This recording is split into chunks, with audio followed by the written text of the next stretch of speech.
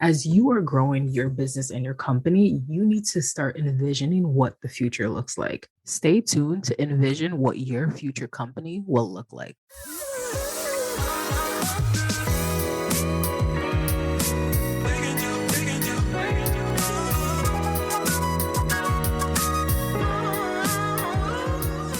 Welcome to Higher Breakthrough, a podcast dedicated to helping entrepreneurs like you take the breakdown out of their hiring breakthrough. If you're a founder who is ready to take back control and build your A-team without the overwhelm, you are in the right place. Your host, Kimon Napier, is a hiring strategist, speaker, consultant, and CEO of Higher Breakthrough. We're on a mission to help founders like you connect with the right talent to scale higher. Your time is way too valuable to stay stuck, and we want to show you how to stop chasing unicorns, take an intentional approach to your talent strategy, so you can make your next right hire. Let's get started.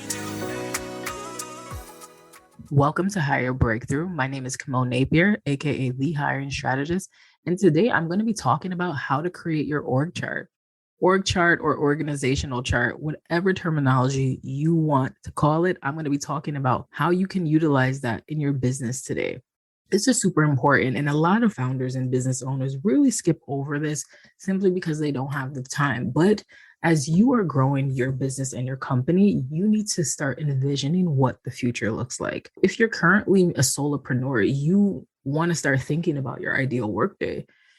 How long are you working? What products, what services are you offering? Who is supporting your business?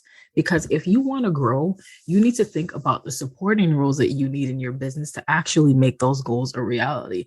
Sometimes as the leader in the business, we can get so visual and we can be a visionary, which is what we should be doing. But how many of you are actually able to execute what your vision is based off of the things that you're thinking in your brain? Not a lot of us. And the reason why is because we don't have the right people in the right seats.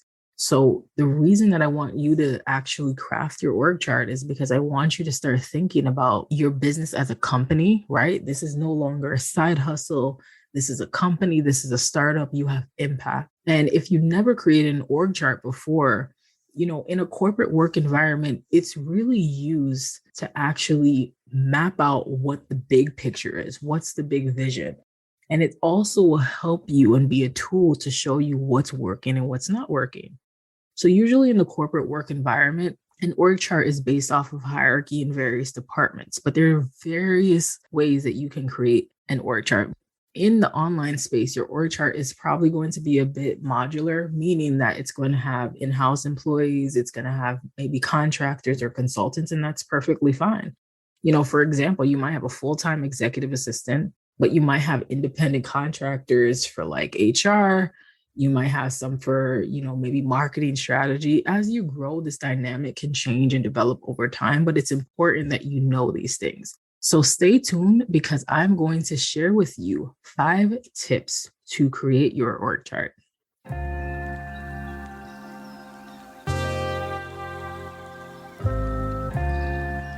If you haven't checked out the Higher Breakthrough Calculator yet, what are you waiting for? The Higher Breakthrough Calculator is a simplified tool allowing you to calculate the budget for your next hire minus the hassle. If you find yourself saying, I can't afford to hire, or need to create your hiring budget, this is the tool for you. Go to higherbreakthrough.com/calculator and check it out right now. Okay, so tip number 1, you want to understand the current roles in your organization. So where are you at currently? What does it actually look like? I think often us as business owners and founders, we can be so visual. So it actually makes sense to actually map this out. I want you to identify who's currently on your team and the tasks that they do. It's really important because you don't want responsibilities to overlap, because what it will do is it's going to cause confusion. It's going to cause confusion between your team members. It's going to cause confusion for you. You may be delegating something to somebody, but it really should be going to somebody else. And it's just going to be a messy situation. If you're actually a solopreneur, what you can do at this point is list all the tasks that you currently do, because it's going to help you identify who you need to hire and who you need to take these tasks off your plate. So start to visualize, even if you don't have anybody on your team at this point. And also, you want to decide the type of org chart that you even want to have. There's so many types. There's functional org charts. It could be divisional. It could be very flat, or it could even be a matrix. If you're a solopreneur and you're starting out, it's going to probably look a bit more flat. When I'm saying it's flat, what it's going to mean is that it's not going to have levels of management yet. It's going to be the type of org chart that's present in a small business, but it's not with a chain of command, meaning that everybody is going to be reporting to you right now. And if you are a very small team, or if you're just a team of one, that's what it's going to look like at first. But the beauty of an org chart is that it's going to evolve over time. With that type of structure, the company is going to promote team member self-management and decision-making. And that is why I said earlier on, it's going to probably have a couple of employees, or it's going to be maybe one or two employees and a couple of independent contractors or consultants. As you develop over time, your company is probably going to look more divisional or more functional top down. Functional top down is when you are the head of the company and then there's a hierarchy. So what it will mean is that there's one team member who's going to have usually the title of president or CEO, and that's probably going to be you. And branching off from the leaders are going to be maybe VPs, or maybe it's going to be managers. However that looks, it's going to be more hierarchical. And then, of course, divisional. Now, this depends on the type of company that you have, but it makes sense for companies that have departments that are working independent from each other. So a great example of this is that it's for companies who have really separate product lines and they have intricate teams that work on those products. So, no matter where you're at, you can create the org chart that's going to help you in your business. So that's the first thing. You need to understand the actual roles. The second thing is that you need to break down your vision and your goals. So I talk about company vision a lot, and it's going to help you in multiple aspects throughout your life and your career as a business owner. But your vision is what's going to identify where you want your business to go in the next 5 or 10 years. So you want to think about the goals you want to accomplish in that time frame. Is it that you want to start to create a product? Do you want to start a certification? Are you starting an agency? It could be so many things, but you want to make a list of what it is that you need to accomplish because you want to tie it back to what your company looks like. I often see a lot of business owners and founders start to stress out their teams because they're constantly innovating, but they don't actually have the team members in place to actually implement what it is that they're innovating. It's crazy, but sometimes you have leaders who they're constantly thinking of the next big thing. So if this is you, think about how many times you told your team, I have a great idea. We should create this new product. And if you don't have the right team members in place, often people can take that and run with it. And it could cause burnout and stress because if you don't have enough people on your team or the right people in place, you can't actually break down your thought or your vision or this great idea into actual steps and actionable goals for them to actually put it into place. So think about what it is that you want to accomplish and the people that you need to have in place in order to break down your vision and your goals. Number 3 is that you want to identify who it is you need to hire. So this is a really easy one, but you want to think about those goals that I mentioned before. But you also want to think about the roles needed to actually make those things happen. And if you are unsure of this, this is the time where you need to partner with an expert like myself or my team in order to break these down into actual roles that make sense for your organization, depending on your revenue, depending on your structure and your product line or services. Break down your vision into actionable steps based on the goals and start from there. Very simple, but you don't need to hire everyone at once. And I think this is the big mistake what people make with org charts because they think like, oh my gosh, I got to hire all these people now. No, that's not what it is. But you have the information. So, as you are continuing to increase your bottom line, you're continuing to make more revenue in your business, you can start to paint the picture to know who you need to hire and start to bring them in one by one. So if you know for this specific product line or for this specific service, I need these people in place. Well, okay, how much money do I need to make to actually bring those people in? Is it that I need to get funding in my business to be able to hire these people? Remember, information is key. Without information and data, you won't ever be able to make actionable steps and goals for yourself. So, right now, focus on the roles and the functions you need to get for your next goal. So, if you know your next goal is to launch this course in maybe like the next 3 months, then you know you're going to need to bring on some people and put them in place in order to be able to do that. So, identify who you need to hire. Number four, you want to look between the lines. So, right now, you may need to hire more than one role, but that may change in the next 3 to 5 or even 10 years. So, right now, you may need to hire like for a really short term position. It may be one of those contractors or consultants that I talked about.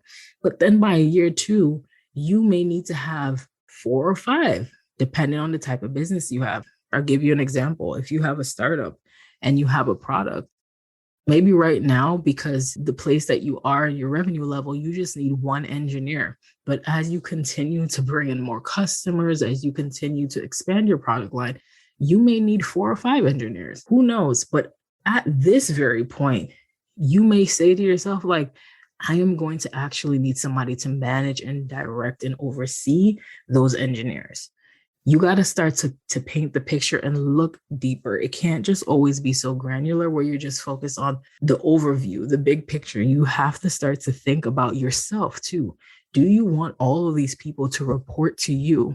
Probably not. And if that's the case, then you need to think about the people who need to be between you and some of these other folks, so you can be off doing other things that you may be wanting to do, like speaking and things like that. But you want to be thinking about who's going to actually oversee the deliverables and manage a lot of these team members that you're bringing on. So look between the lines.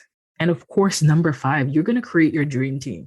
I want you to think big because I want you to scale higher and think about your ideal workday and workflow. I just talked about this a little bit, but think about where you want to be in the company. Do you even want to be CEO and president? You don't have to be. Suppose you want a board in your company. Think big picture, because if you're in the role right now as a CEO and it's not necessarily what you need to be, and of course it's going to look different as time evolves, but who is on your team to help you to actually achieve that? And if no one is on your team to actually help you to achieve where it is that you want to go, now is the time for you to take the time to actually craft your org chart. And, at this point, we're at step number 5. At this point, you know what roles that you need to help you carry out the vision. So now is the time for you to craft this dream team. You have something to actually aspire to, something to look forward to. It's actually a map that lets you know, like, this is my end goal. This is where I need to be in order to get to my revenue level. When I've achieved the picture, the vision that I'm looking at, this is what my team should look like. It is information literally in your hands. And when you do get to the point, because I know you will get to that point because you're listening to this episode, what you need to start to think about, okay, now I'm at this goal. This is what my team like. What is the next big thing? I think often a mistake that a lot of entrepreneurs and business owners make is that they stop visualizing. They get to a point and they don't know what's the next 5 years, the next 10 years, but it's okay. At that point, you'll have team members in place to help you innovate if you can't even see further. And this is why I always say it's important to hire with intention, because when you do hire from that framework, then people are going to be able to look between the lines for you and to see the bigger picture and help you to innovate. So these are the 5 steps for you to create your org chart. I hope this was helpful. This is the time where I want you to start to think big. I want you to start to map out your company culture. I want you to start to think about what your team looks like, because if you don't know what your team is looking like now, you can't think about what it needs to look in the future. You'll always get stuck thinking about the future. But when you have it in hand, when you can actually see it in front of you, it's something for you to aspire to. So if you've gotten great advice from this episode, I want you to, of course, review it, give it 5 stars, because we love making podcast episodes like this. So thank you for tuning into this episode. If you're a business owner ready to move from a team of none to a scalable and profitable team, be sure to join my Build a Breakthrough Team community. This is a community that I created for those of you who are ready to build the teams you need to stop being the employee and be the true CEO. You can join the free community by visiting higherbreakthrough.com/group. So I hope this episode was extremely helpful. If you enjoyed this episode of the podcast, please rate and review the podcast episode below and stay tuned for the next episode. Are you ready to stop chasing unicorns and hire diverse, qualified talent, but you need help with the full hiring process? If so, be sure to visit hirebreakthrough.com/scale so our team can help make your next right hire today.